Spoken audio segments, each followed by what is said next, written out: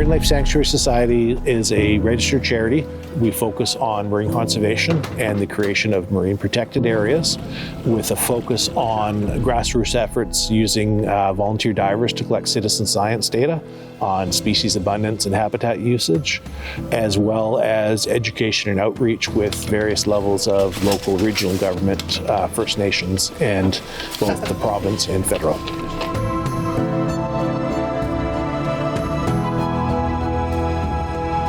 One of the earliest successes of MLSS was collaborating with other NGOs and District of West Vancouver on the creation of the White Cliff Park Marine Protected Area in West Van.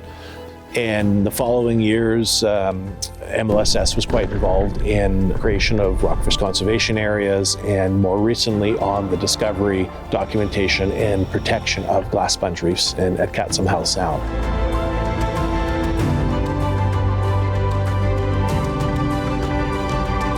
Volunteers have always been key to MLSS's success.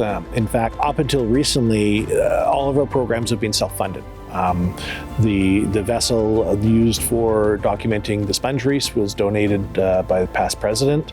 Dive teams would be supplying their own gear, their own air fills, paying for the parking, pitching in for gas money, etc.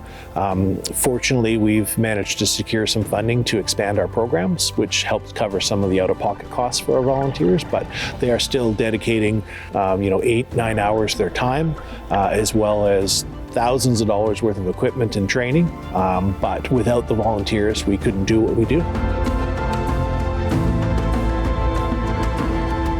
Our current volunteer monitoring programs using divers are the wing-caught egg mass survey and rockfish surveys.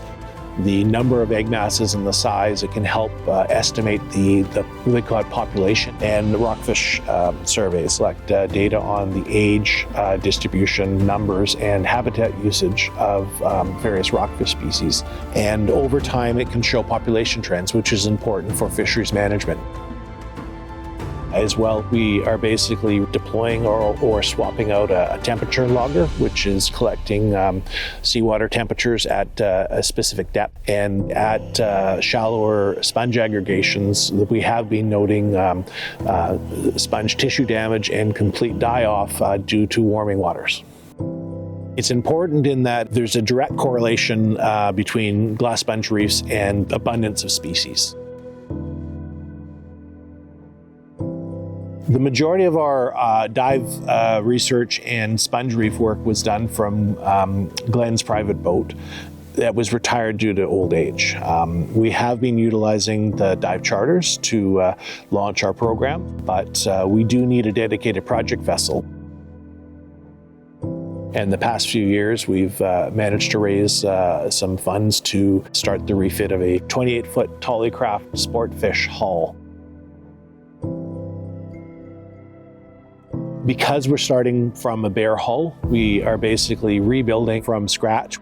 The original gas engines have been removed and they're being replaced with a fully rebuilt Volvo diesel.